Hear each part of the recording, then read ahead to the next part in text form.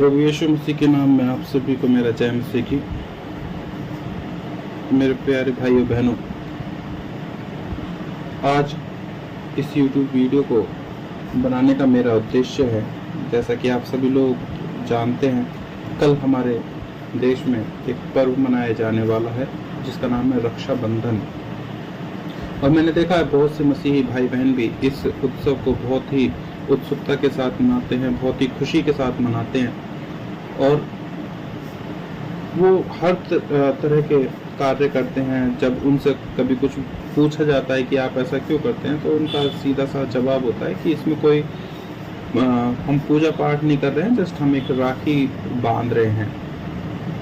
तो इसमें कुछ गलत नहीं है ना, उनका कुछ इस तरीके से कहना है। तो आज रक्षाबंधन के बहाने मैं हर एक चीज़ को बताना चाहूँगा। बहुत से ऐसे चीज़ें हैं जो कि मसीही भाई बहन करते हैं और उनका तर्क यही होता है कि इसमें कोई पूजा पाठ नहीं है, जस्ट हम कर रहे हैं क्योंकि हमें समाज में भी रहना है, समाज में सब लोगों के साथ मिलजुल कर रहना है, तो इसलिए हमें ये करना है। तो इन सब बातों को आज हम बाइबल के तौर पर देखेंगे, बाइबल के नज़रिए से देखेंगे, परमेश्वर के नज़रिए से देखेंगे कि क्या ऐसा हो सकता है कि क्या हमें ये पर्व, इस तरीके के पर्व मनाने चाहिए। बहुत से लोग होली खेलते हैं, उसमें उनका तर्क ये होता है कि हम केवल रंगों से खेल रहे हैं, रंग खुशी को दर्शाते हैं, उसको बस हम लोग देख कर करते हैं और पूजा पाठ हम लोग कुछ नहीं करते हैं।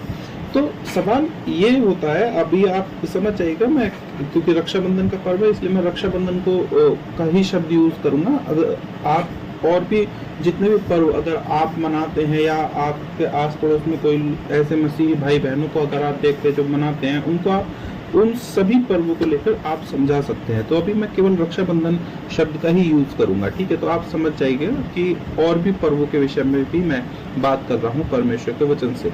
तो सवाल यह होता है कि क्या यीशु मसीह पर विश्वास करने वालों को रक्षाबंधन मनाना चाहिए या नहीं मनाना चाहिए।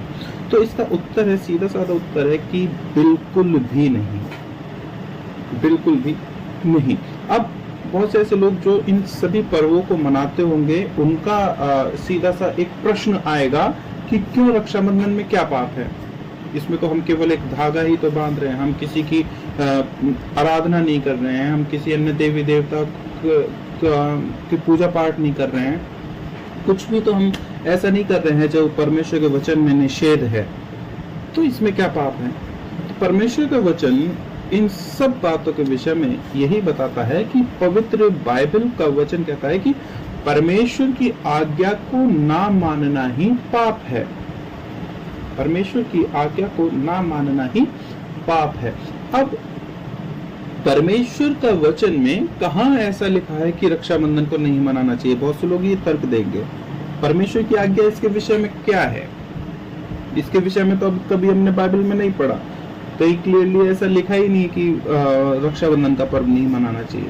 लेकिन अगर हम परमेश्वर के वचन को ध्यान पूर्वक पढ़ेंगे तो उसमें कुछ इस प्रकार लिखा है कि अगर आप थोड़ा सा ध्यान पूर्वक इस पर ध्यान देंगे कि उत्पत्ति से लेकर प्रकाशित वाक्य की पुस्तक तक कहीं पर भी अगर आपको लिखा हुआ मिले रक्षाबंधन के बारे में, अगर इसके विषय में मना नहीं है तो इसके बारे में लिखा भी नहीं है कि मनाना चाहिए।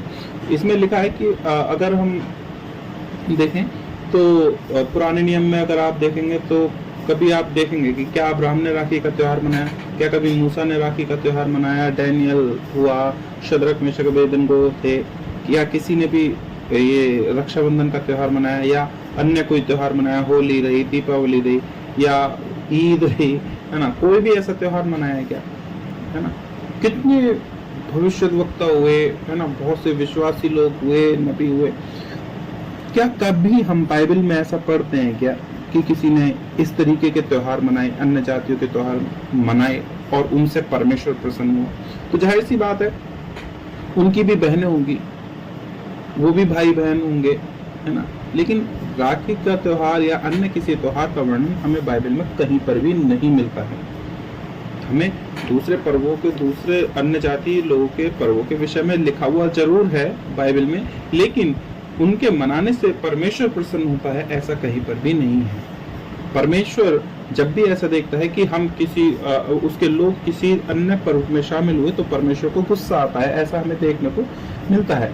और फिर थोड़ा सा आप अगर नए नियम में आ जाएंगे तो नए नियम में भी लिखा हुआ है कि अगर आप पढ़ेंगे तो यीशु मसीह की भी बहन थी, है ना, यीशु मसीह के जो चेले थे उनकी भी बहनें थी, ठीक है। तो मान लीजिए किसी की अगर सगी बहन भी नहीं होगी तो विश्वासी लोग जो थे आपस में सभी भाई बहनें थे, ठीक है। तो सभी लोग भाई बहन थे, लेकिन नए नियम में भी हम कहीं पर भी ऐसा नहीं पढ़ते कि किसी ने किसी को राखी बांधी या किसी ने किसी अन्य प्रकार का कोई त्योहार मनाया। अगर बांधी होती तो जरूर लिखा हुआ होता। मैं ऐसा क्यों बोल रहा हूँ कि लिखा हुआ होता, क्योंकि जब हम वचन को गहराई से पढ़ते हैं तो उसमें हम पाते हैं कि परमेश्वर ने बाइबल में सभी लोगों के अच्छे बुरे कार्यों के विषय में लिख दिया है। सेवा के बारे में लिखा है, बीमार, लंगड़े, अंधे, सबके जीवन में क्या क्या हुआ बाइबल में लिखा हुआ है। तो अगर राखी का त्योहार या अन्य कोई त्योहार मनाया होता किसी भी व्यक्ति ने, तो जरूर परमेश्वर ये भी लिखवाता अपने सेवकों से। तो अब प्रश्न ये आता है कि तो फिर अगर ऐसा है तो ये राखी का त्योहार आया तो आया कहाँ से। तो अब हम थोड़ा सा राखी के त्योहार की हिस्ट्री को जानेंगे कि राखी का त्योहार मनुष्य द्वारा बनाया गया है, इसे परमेश्वर ने नहीं बनाया। राखी का जो त्योहार है वो महाभारत और शिव की कहानियों में हमने देखा है। ये एक देवी देवता और अन्य जाति लोगों का त्योहार है, और हम लोग जब अन्य जाति थे तो इसे मनुष्य के पीछे चलकर मनाते थे, क्योंकि अक्सर मनुष्य यही करता है कि जिसे जो काम करते देखा वो खुद करने लगता है, आगे पीछे का मालूम नहीं करता, बस दूसरे लोग मना रहे हैं तो हमें भी मनाने दो। लेकिन हम जो मसीह यीशु पर विश्वास करते हैं और परमेश्वर के पुत्र पुत्रियां और सेवक होने का दावा करते हैं, हमें जांच पड़ताल करके हर कदम फूंक फूंक कर रखना चाहिए। हम जो भी अपने जीवन में करते हैं उसको वचन द्वारा जांचना चाहिए कि ये सही है या गलत, मैं कर सकता हूँ या नहीं। अब हम थोड़ा सा देखेंगे कि बाइबल इन सब त्योहारों के विषय में क्या बोलती है, बाइबल हमें क्या शिक्षा देती है कि हमें करना चाहिए। तो मैं कुछ वचन को आपके सामने कोट करना चाहूंगा। मैं सभी वचन तो नहीं बोल सकता, लेकिन हाँ, उनका जो भी रेफरेंसेस है मैं डिस्क्रिप्शन लिंक में दे दूंगा, आप उनको देखकर पढ़ सकते हैं और शिक्षा को ले सकते हैं। तो मैं कुछ बातों को बोलना चाहूंगा जो परमेश्वर के वचन से है। परमेश्वर का वचन बताता है कि अविश्वासियों के साथ असमान जुए में ना जुटो, क्योंकि धार्मिकता और अधर्म का क्या मेल जोल, या ज्योति और अंधकार की क्या संगति, और मसीह का बालियल के साथ क्या लगाव, या विश्वासी के साथ अविश्वासी का क्या नाता, और मूर्तों के साथ परमेश्वर के मंदिर का क्या संबंध, क्योंकि हम तो जीवते परमेश्वर के मंदिर हैं, जैसा परमेश्वर ने कहा है, मैं उनमें बसूंगा और उनमें चला फिरा करूंगा, और मैं उनका परमेश्वर होऊंगा और वे मेरे लोग होंगे। इसलिए प्रभु कहता है, उनके बीच में से निकलो और अलग रहो, और अशुद्ध वस्तु को मत छुओ, तो मैं तुम्हें ग्रहण करूंगा। आप पढ़ सकते हैं यशायाह 52 का 11, यिर्मयाह 51 का 45। क्या लिखा है, और तुम्हारा पिता होऊंगा और तुम मेरे बेटे और बेटियां होंगे। यह सर्वशक्तिमान प्रभु परमेश्वर का वचन है। तो परमेश्वर ऐसी कई जगह इन सब बातों को लिख रहा है कि मसीह ने स्वतंत्रता के लिए हमें स्वतंत्र किया है, इसलिए इसमें स्थिर रहो और दासत्व के जुए में फिर न जोतो। अगर हम ऐसा करते हैं, हम फिर कहाँ जा रहे हैं, उन दासत्व के जुओं में फिर जुतने जा रहे हैं। गलातियों 4:3 में लिखा है कि वैसे ही हम भी जब बालक थे तो संसार की आदि शिक्षा के वश में होकर दास बने हुए थे। ये जो भी सांसारिक शिक्षाएं हैं, सांसारिक त्योहार हैं, ये सब हमें दास बनाने के लिए हैं, है ना।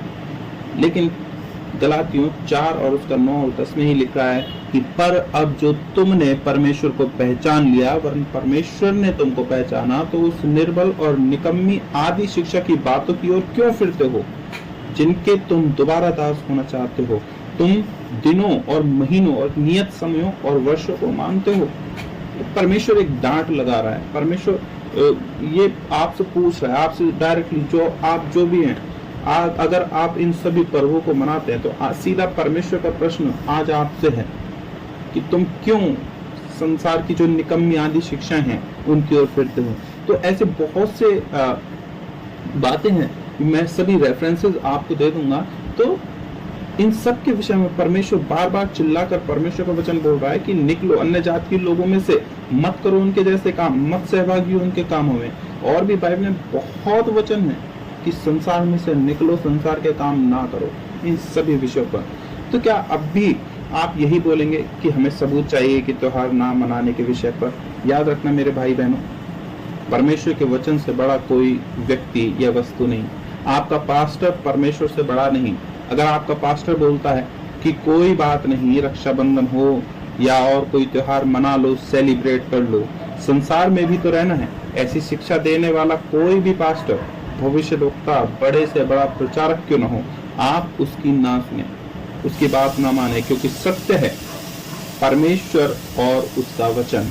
और हम वचन से ही जांच कर सकते हैं कि कौन व्यक्ति सही बोल रहा है और कौन गलत। याद रखिए, अगर आप यीशु मसीह पर विश्वास करके पानी का पवित्र आत्मा का बपतिस्मा लेकर फिर आप अन्य जाति लोगों के साथ संगति करना, उनके कामों में सहभागी होना, उनके जैसे त्योहारों को मनाना, ये सब करते हैं तो आप नर्क जाएंगे। ये कन्फर्म है। ध्यान दीजिए, परमेश्वर ने क्या कहा, अन्य जाति में से निकलो तो मैं तुम्हें ग्रहण करूंगा और फिर तुम मेरे बेटे और बेटियां होगे। अब फैसला आपका है, आप परमेश्वर के पुत्र बनना चाहते हैं या फिर शैतान और उस संसार के। मर्जी आपकी है, जीवन या मृत्यु, फैसला आपका है। हम आपके कोई जोर जबरदस्ती नहीं करेंगे। परमेश्वर आपका भला करें। जय मसीह की। परमेश्वर आपको इन वचनों को समझने की समझ और बुद्धि दे। God bless you. आमीन।